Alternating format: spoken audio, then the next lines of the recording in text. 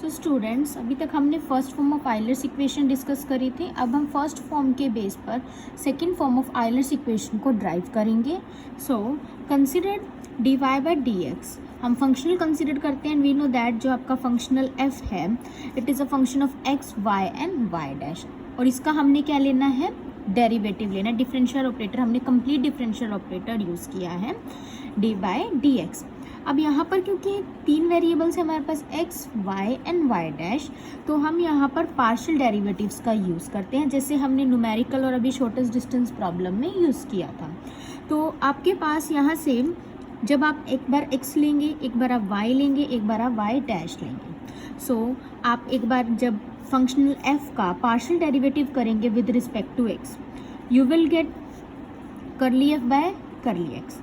अब किसके with respect में है, x के ही विद रिस्पेक्ट में है, तो ऑपरेटर आएगा dx बाई dx। ठीक है। नेक्स्ट y का पार्शियल ऑर्डर डेरिवेटिव, f का with respect to y, operator आ गया dy बाई dx। नेक्स्ट है with respect to y dash, f का पार्शियल डेरिवेटिव, और फिर y डैश का विद रिस्पेक्ट टू x। ठीक है। तो यहाँ से हम टर्न बाय टर्न इसका हमने जो है डेरिवेटिव किया है सभी वेरिएबल्स का। कैसे किया है, पहले f का विद रिस्पेक्ट टू x और operator with respect to x ही डेरिवेटिव हो रहा है, तो dx बाई dx आया।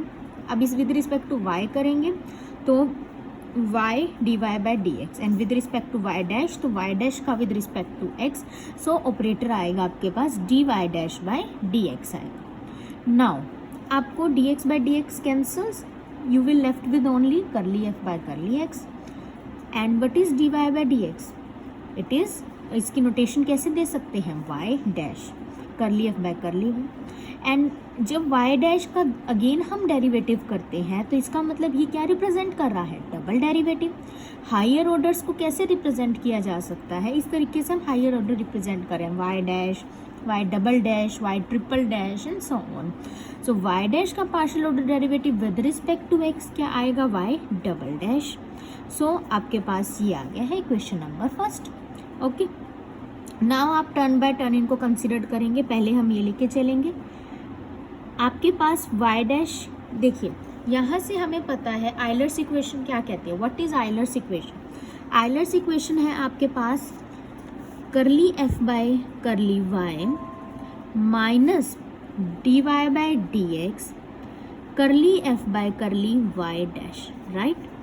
ये curly f by curly y minus dy by dx curly f by curly y dash is equal to 0। अब यहाँ से curly f by curly y dash, curly f by curly, यहाँ से हमें ये वाली जो है टर्म इंट्रोड्यूस करवानी है। उसके लिए हम कंसिडर करते हैं, देखिए कंसिडर करते हैं dy by dx y dash curly f by curly y dash.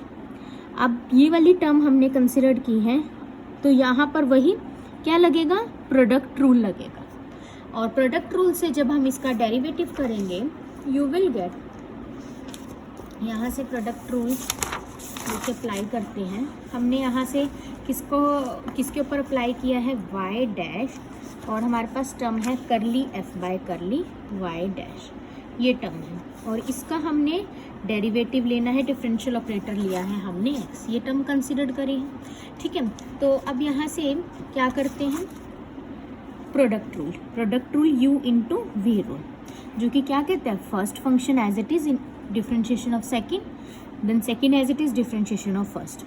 सो आपके पास यहाँ से y dash as it is अगर हम रखें और इसका डेरिवेटिव क्या होगा विद रिस्पेक्ट टू, ये टर्म आ जाएगी dy by dx curly f by curly y dash, plus curly f by curly y dash as it is, y dash का with respect to x y double dash, यानी dy by dx y dash.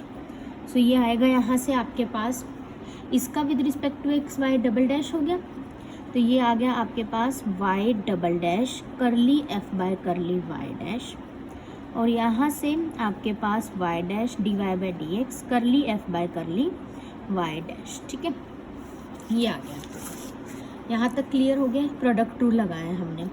अभी हमने यहाँ पर open करा था functional f की derivative को ओपन किया था, इसे इक्वेशन नंबर फर्स्ट कह दीजिए। अब हमने जो है एक टर्म कंसिडर करी है, इसमें u into V product rule से हमने इसका डेरिवेटिव किया है, इसे इक्वेशन सेकंड कह दीजिए। To learn the steps subtract second from first we get. Second को फर्स्ट में से सब्ट्रैक्ट करना है, यानी कि पहले आपके पास कौन सी इक्वेशन लिखी जाएगी, फर्स्ट इक्वेशन, फिर सेकंड इक्वेशन। सब्ट्रैक्ट कैसे करना है, वही लेफ्ट साइड में से left side minus, right side में से right side subtract. Left side में इधर क्या है, D complete derivative D F by D x, और माइनस में ये टर्म आ जाएगी, यहाँ तक क्लियर। उसके बाद राइट हैंड साइड में हमारे पास ये पूरी टर्म है और इधर ये टर्म है। जो टर्म कॉमन दिख रही है, क्योंकि इधर ये दो टर्म है, माइनस की हो जाएगी, हमारे पास माइनस का साइन है। कॉमन क्या टर्म दिख रही है, ये क्या बनेगा आपके पास, this is what, y double dash. Y double dash ये तो अभी बताया है, क्योंकि वाई डैश का विद रिस्पेक्ट टू एक्स दोबारा डेरिवेटिव करेंगे तो हायर और डेरिवेटिव वाई डबल डैश कर लिया, कर लिए, दोनों एक ही टर्म है। ये माइनस साइन के साथ है, प्लस साइन के साथ है, दे कैंसल्स, ये कैंसिल हो जाएंगी। आपके पास टर्म क्या बचेगी, कर ली एफ बाय कर ली x plus Y dash curly f by curly y minus ये वाली टर्म, क्योंकि इसका माइनस इसका प्लस ये कैंसिल हो गया, तो ये आपके पास टर्म बचेगी। यहाँ तक क्लियर हो गया। अब आपने यहाँ से वाई डैश को कॉमन ले लेना है। जब यहाँ से वाई डैश कॉमन आ जाएगा, आपको मिलेगा यहाँ से ब्रैकेट में रह जाएगा कर ली f by curly y minus d Y by D x curly f by curly y dash, तो यहाँ से रह गया है। अब यहाँ से आपके पास ये कर ली f by curly y minus d Y by D x curly f by curly y dash, कुछ जाना पहचाना लग रहा है। This is nothing but the first form of Euler's equation. ये आइलर्स इक्वेशन ही तो है, इसे स्टार कह दीजिए, ठीक है। तो इसकी वैल्यू कितनी है आइलर्स इक्वेशन से, ये टर्म कितनी होती है, जीरो होती है। तो फ्रॉम स्टार ये पूरा जीरो हो जाएगा मेरे पास, यहाँ पर मेंशन कर दीजिए फ्रॉम स्टार। जब ये पूरा जीरो हो गया, इसके साथ वाई डैश मल्टीप्लाई में है, तो ये पूरी टर्म जीरो हो गई। आपके पास राइट हैंड साइड में क्या बचा, सिर्फ कर ली एफ बाय कर ली एक्स, राइट हैंड साइड में ये बचा। तो आपके पास लेफ्ट हैंड साइड में क्या चल रहा था, ये देखिए, हमने यहाँ पर operator D Y by D X common ले लिया, तो यहाँ पर कैपिटल एफ बचा माइनस वाई डैश कर लिया bye curly y dash. सो आपके पास ये जो फॉर्म आई है, this is the second form of Euler's equation. ये क्या है, सेकेंड फॉर्म है आइलर्स इक्वेशन की। क्या है, D Y by D x F minus Y dash curly f by curly y dash is equal to curly f by कर ली x. यहाँ पर दोबारा देखिए, इसमें हमने इसको कैसे सॉल्व किया है। हमने सबसे पहले फंक्शनल कंसिडर करा है, और हमने फंक्शनल को पहले भी मैंने आपको बताया था कि क्या होता है। फंक्शनल जो होता है, it is a function of three variables x Y and y का higher derivative, first derivative y dash. फिर हमने जब इसको डिफरेंशियल इसका ऑपरेटर यूज़ किया है D Y by D X, इसका मतलब क्या है, हम यहाँ कंप्लीट डेरिवेटिव ले रहे हैं with respect to X of functional F, इसका कंप्लीट डेरिवेटिव यूज़ कर रहे हैं, जिसके लिए हमने टर्न बाय टर्न पहले इस फंक्शनल को with respect to X partial derivative किया, ठीक है, डी एक्स के विद रिस्पेक्ट में, तो ये ऑपरेटर तो आएगा D X by D X. फिर विद रिस्पेक्ट टू वाई किया तो वाई के साथ ऑपरेटर आएगा, with respect to Y dash किया तो D Y dash by D X. अब यहाँ से आपके पास ये आ गया है, लेट इट बी वन, ठीक है। फिर उसके बाद ये टर्म हमने कंसिडर करी, उसके लिए आपको स्टेप याद रखना है कि हम कौन सी टर्म कंसिडर करेंगे। इसमें u इंटू वी रू लगा के हम सेकंड तक पहुंच गए हैं। सेकंड को फर्स्ट में से सब्ट्रैक्ट कर दिया। सब्ट्रैक्ट करने का तरीका लेफ्ट साइड में से लेफ्ट साइड सब्ट्रैक्ट करो। ये वाली टर्म और ये वाली टर्म सेम है, क्योंकि ये वाई डैश डबल डैश ही है, ये कैंसिल हो जाएंगे। तो आपके पास क्या बचेगा, ठीक है, ये बचेगी टर्म। इसमें से हमने दोनों में से वाई डैश कॉमन लिया, तो अंदर ब्रैकेट में हमारे पास आइलर्स इक्वेशन बनी। So from star Euler's equation first form क्या कहती है, ये जीरो है, ये जीरो है, जीरो से मल्टीप्लाई करने पर पूरा जीरो हो जाएगा, पूरा जीरो हो गया। आपके पास यहाँ से operator D Y by D X common ले लिया, और you will get the second form. इसे याद रखना है, अगर याद नहीं रहती तो डेरिवेटिव इस तरीके से आप डिराइव के स्टेप्स, डेरिवेटिव जैसे किए उसके स्टेप्स लर्न रख के आप ऐसे ड्राइव कर सकते हो, जिसमें हमने फर्स्ट फॉर्म का यूज़ किया। मैंने कहा था ना, इसमें फर्स्ट फॉर्म का यूज़ होगा, इसकी हेल्प से हम सेकंड फॉर्म तक रिड्यूस हो गए, यानी कि फर्स्ट फॉर्म सेकंड फॉर्म में रिड्यूस हो गई है। एंड सेकंड फॉर्म आपके पास क्या है, D Y by D x F minus Y dash by curly f by curly y dash is equal to curly f by कर ली x. इसमें ये देखिए कि इसमें आपके पास कहीं भी कर ली f by curly Y नहीं है, यानी कि ये सेकंड फॉर्म कब आपके पास यूज़ होगी, जब आपका जो फंक्शनल है, गिवन फंक्शनल है, when it is independent of Y. जब वो इसमें वाई डैश एक्स दोनों हैं, जब वो इंडिपेंडेंट ऑफ वाई होगा, तो instead of using Euler's first form और सिंपली आइलर्स इक्वेशन, आप ये सेकंड फॉर्म भी यूज़ कर सकते हैं, ठीक है। अब यहाँ पर अगर इंडिपेंडेंट ऑफ एक्स है, इसी को अगर हमें रिड्यूस करना हो, if it is independent of x, if F is, अगर मैं यहीं पे बता रही हूँ, if F is independent of x, कुछ चीज़ें आपके पास नोट्स में जो है आपके पास जो एक्स्ट्रा में बताती होती है तो मेंशन नहीं होती, तो उसको आप वीडियो देख के अपने जो नोट्स जहाँ पे बनाएंगे साथ साथ मेंशन कर लेना। इंडिपेंडेंट ऑफ एक्स, अगर ये इंडिपेंडेंट है एक्स के, तो आपको पता ही है कि एफ का partial order derivative with respect to X हो जाएगा 0, ठीक है, यानी कि राइट हैंड साइड आपकी हो जाएगी 0, क्योंकि करली एफ बाय करली एक्स 0 है सिंस आपका फंक्शनल। अगर ये केस हमारे पास क्या है, थर्ड केस है। ये जो हमारा सबसे फर्स्ट केस था, जो मैंने आपको सबसे फर्स्ट लेक्चर बताया था आइलर्स इक्वेशन का, ये आपके पास केस फर्स्ट है जो कि आइलर्स फर्स्ट फॉर्म है। कुछ नहीं समझ आ रहा तो ये तो एप्लीकेबल हो ही जाती है, अप्लाई हो ही जाती है, क्योंकि इसमें आपके पास, ठीक है, अब आपके पास कुछ नहीं समझ आ रहा तो ये अप्लाई हो जाती है। अदरवाइज इस फॉर्म से आप सेकंड और फिर सेकंड के हेल्प से थर्ड फॉर्म पे भी आ सकते हो। तो केस सेकंड अभी जो हमने डिस्कस किया क्या है, जब आपके पास इंडिपेंडेंट ऑफ वाई होगा तो आपके पास क्या रिड्यूस हो जाएगी Euler's equation in the second form, and F is independent of X, you know that curly F by curly X is 0, ठीक है। इस इक्वेशन नंबर थर्ड मान लो, put the value of curly F by curly X 0, यहाँ पर हम put करेंगे, you will get D Y by D x F minus Y dash curly F by curly Y dash. Right hand side आपके पास 0 हो गई। अब आप क्या करेंगे, इसको और सिंप्लीफाई करेंगे, इंटीग्रेटिंग बोथ साइड। जब आप इंटीग्रेट करेंगे तो यहाँ से you know that differentiation and integration are opposite of each other, तो यहाँ से इंटीग्रेशन, जब इनडेफिनेट इंटीग्रेशन होती है तो ये आपके पास कांस्टेंट ऑफ इंटीग्रेशन आता है when the integration is indefinite. तो यहाँ से 0 की आपको पता है इंटीग्रेशन 0 और प्लस कांस्टेंट ऑफ c आ जाएगा, तो राइट हैंड साइड में c रह जाएगा, where c is constant of integration. They are opposite of each other, cancels each other effect, so you will left with only f minus Y dash curly f by curly Y dash is equal to c। Small f capital F, कहीं जगह small f भी आप use कर सकते हो। f minus Y dash curly F by curly Y dash is equal to C, जो कि कब यूज़ होगी आपके पास equation, when your functional, when your integrand is independent of X, जब आपके पास that is independent of X, independent of X होगा तो आपने क्या फॉर्म यूज़ करनी है, F minus Y dash curly F by curly Y dash is equal to C. ये आइलर्स इक्वेशन के स्पेशल केसेस हमने जो है सेकेंड फॉर्म, ये जो इससे पहले डिस्कस करी और ये केस थर्ड डिस्कस करा। उसके बाद हमारे पास हमने शॉर्टेस्ट डिस्टेंस प्रॉब्लम डिस्कस कर लिया, वेरी इंपॉर्टेंट जो थी। नेक्स्ट हमारे पास इंपॉर्टेंट प्रॉब्लम है, you can say theorem number third of your syllabus. Theorem number 2 आपके पास शॉर्टेस्ट डिस्टेंस प्रॉब्लम थी, theorem number 2 shortest distance problem, ये आपके पास थ्योरम नंबर 2 है। एंड थ्योरम नंबर 1 आपके पास आइलर्स थ्योरम है, जो हमने अभी डिस्कस करनी है, which is again very important. तो पहले थोड़ा सा मैं इसलिए बेसिक सा बता रही हूँ जिससे आपकी वो थ्योरम बहुत अच्छे से और जल्दी हो जाए। डायरेक्ट वो थ्योरम करते तो शायद इतना ना समझ आता, अगर हम पहले अप्लाई करके प्रैक्टिकल थोड़ी सी नॉलेज ले लेते हैं तो और अच्छे से थ्योरी समझ आती है। सो आपके पास your theorem number third is minimum surface of revolution. Minimum surface, इससे पहले हमने शॉर्टेस्ट डिस्टेंस प्रॉब्लम करी थी कि 2 पॉइंट को जब हम ज्वाइन करते हैं तो उसको ए से बी तक जाने में आपके पास बहुत से पाथ्स होते हैं, तो उसमें से शॉर्टेस्ट पाथ कौन सा और उसकी कर्व की इक्वेशन क्या है वो हमने फाइंड आउट करे थे। अब हम मिनिमम सरफेस ऑफ रेवोल्यूशन कर रहे हैं, जिसके लिए आपको क्या बता रहे हैं, देखिए इसमें स्टेटमेंट है आपके पास, क्या कहते हैं, among all the curves joining the points, सभी कर्व्स में से जो पॉइंट को ज्वाइन कर रहे हैं, इसे कैपिटल ए ले लो, इसके कोऑर्डिनेट x0 y0, इसे कैपिटल भी ले लो जिसके कोऑर्डिनेट है x1 y1, find the one which generate the surface of minimum area when rotated about x axis.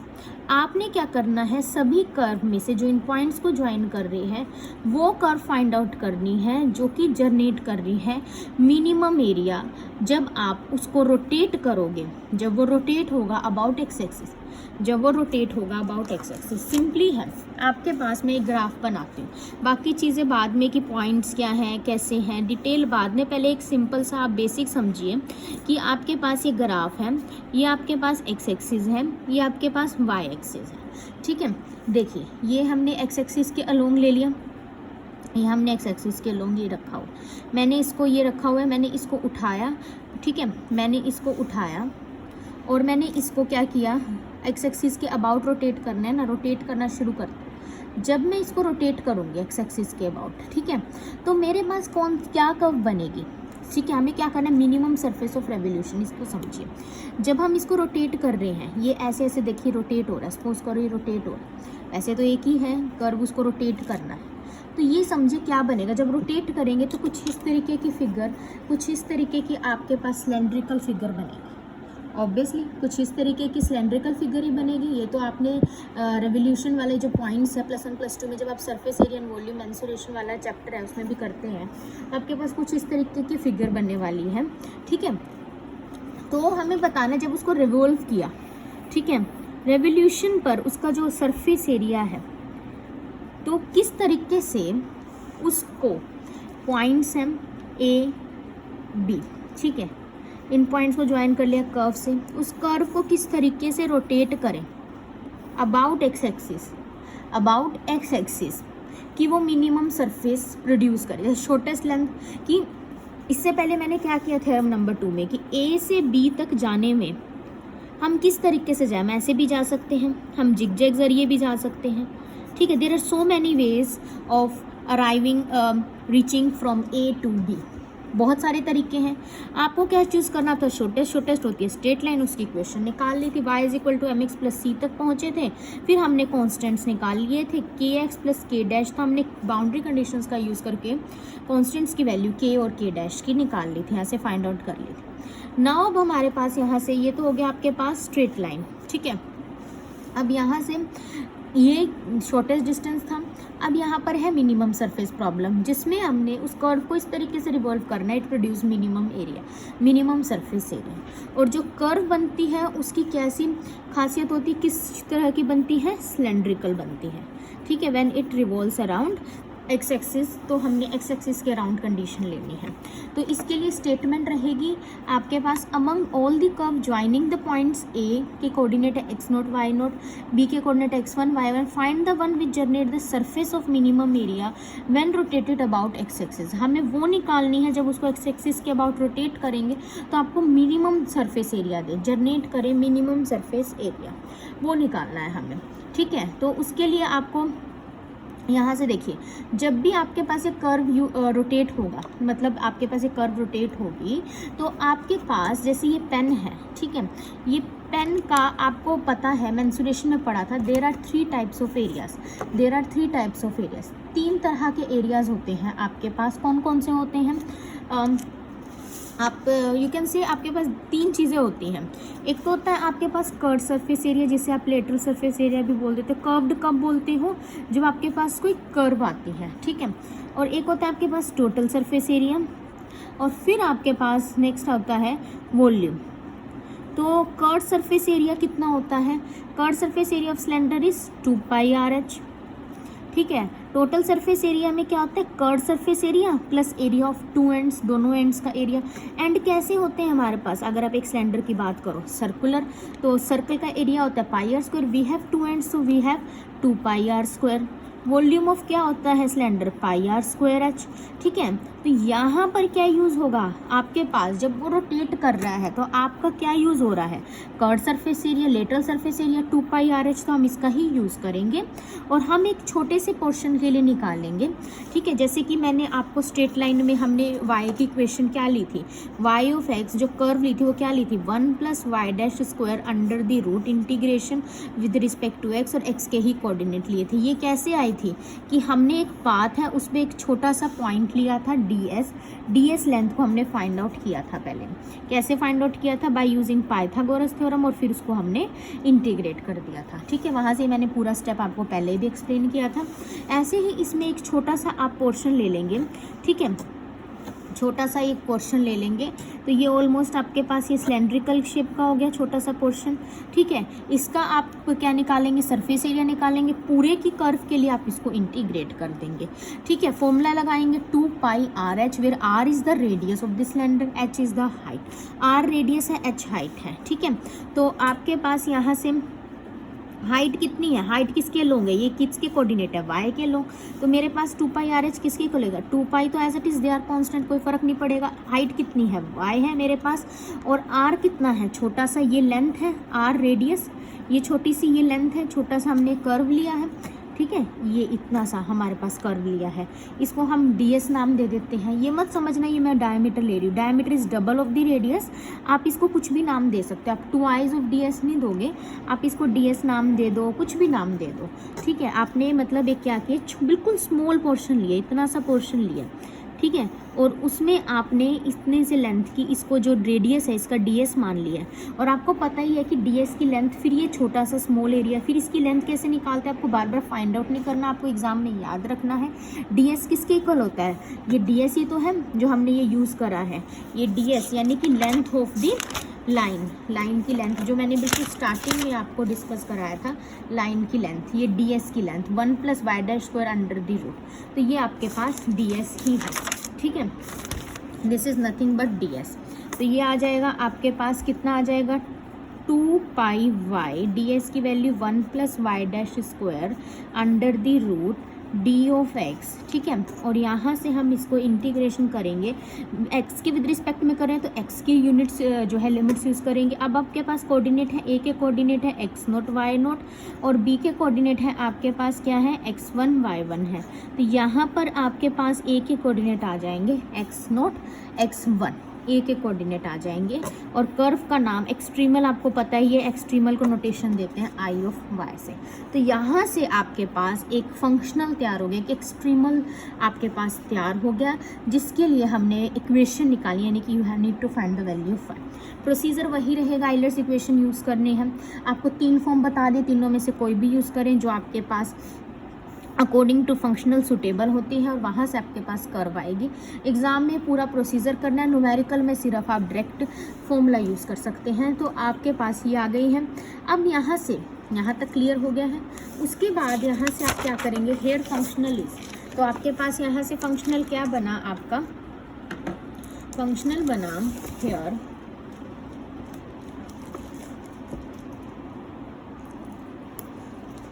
Functional आपके पास यहाँ से बना 2πy 1 + y² dx, यही फंक्शनल बना। dx नहीं लेंगे, सिर्फ सिंपल ये बना।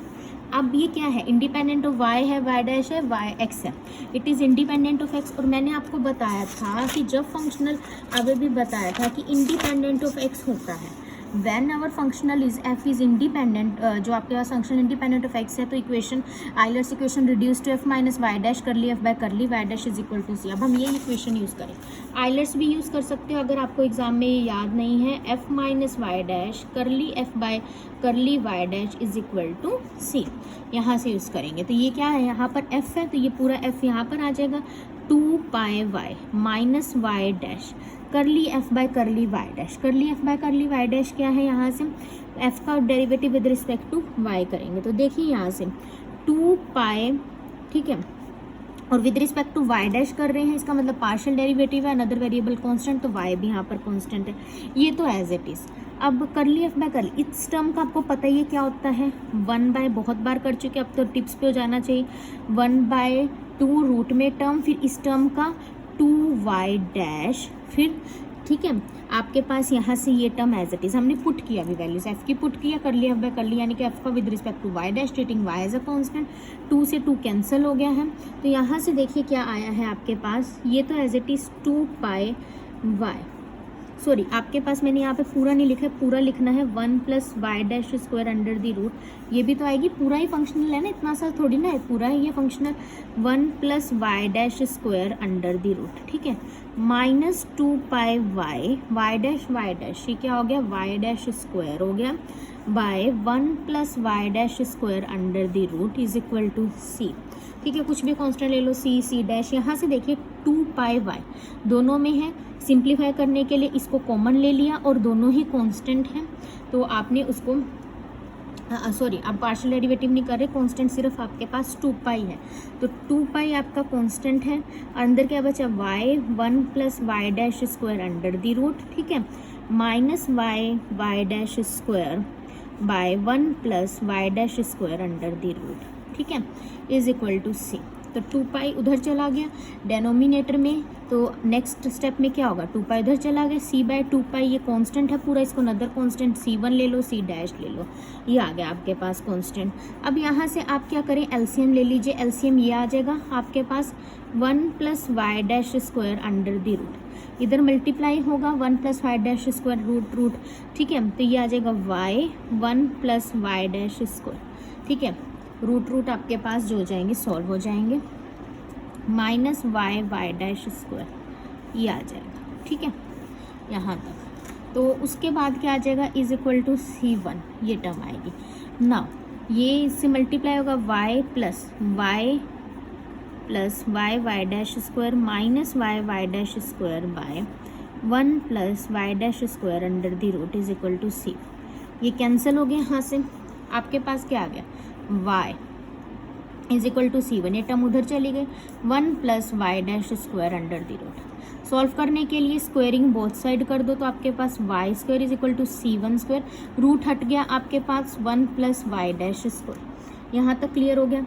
उसके बाद आपके पास यहाँ से क्या करो y' और y अलग अलग करो, तो c1² डिवाइड में आ गया = 1 + y'², 1 उधर जाके माइनस का हो गया, तो क्या आ गया y² bye c1² minus 1 = y'², ठीक है।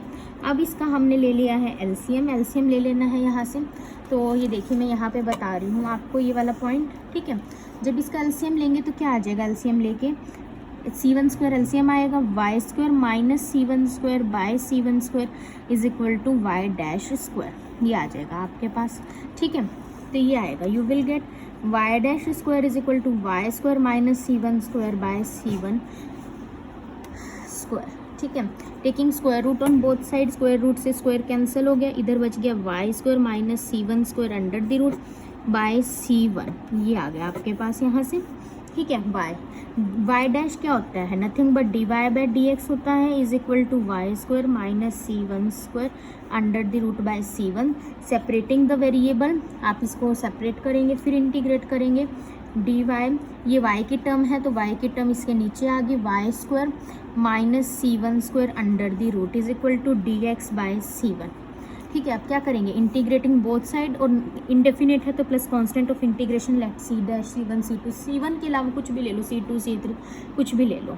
अब ये क्या होता है 1/, ये आपने लर्न रखना है, मैंने पहले ही बताया था, +1 +2 में आपके पास डिफ्रेंशिएशन है, +1 है, +2 में इंटीग्रेशन है, जिसमें डायरेक्ट फॉर्मूला होता है, ये फॉर्मूला होता है आपके पास कोस हाइपरबोलिक का, ठीक है, कोस हाइपरबोलिक का फॉर्मूला रहता है ये वाला, तो ये आता है आपके पास आफ्टर सॉल्विंग इंटीग्रेशन, इसका आ जाएगा कोस हाइपरबोलिक इनवर्स y/c1, ये आता है, ठीक है। 1/c1 as it is constant है, integration of 1 with respect to x is x plus c dash as it is, तो ये आपके पास आ गया, ठीक है। तो यू विल गेट, यहाँ से अभी सॉल्व करके मेरे पास क्या मिला, cos hyperbolic inverse y/c1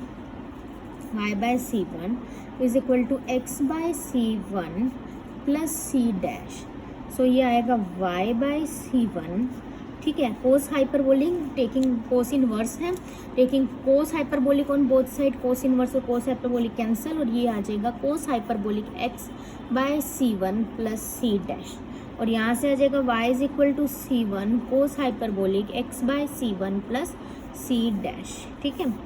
c1 उधर चला गया, ये आ गया आपके पास, ठीक है। तो ये जो है आपके पास किस तरह की इक्वेशन होती है, which is the equation of catenary, कैसे आपके पास कर्व कैसी बनेगी, मतलब सिलेंड्रिकल की तरह ही दिखता है, काटनरी की कर्व है, यानी कि एक लूजली सस्पेंडेड, जैसे कि वायर होती है ना, लूजली सस्पेंडेड वायर की तरह होती है, जो वायर होती है जैसे ये हुई तो सिलेंड्रिकल, वो भी तो सिलेंड्रिकली शेप होते हैं, लूजली सस्पेंडेड मतलब टाइट नहीं है, क्योंकि हम थोड़ा सा ऐसे ले रहे हैं इसको, थोड़ा सा इस तरीके से ले रहे हैं, जहाँ पर c1 c डैश कॉन्स्टेंट है, यहाँ पर बाउंड्री कंडीशंस नहीं थी, इसलिए हमने इसको कॉन्स्टेंट को फाइंड नहीं करा, हमारा जो है यहाँ तक इक्वेशन रिक्वायर्ड आंसर है। Thank you class.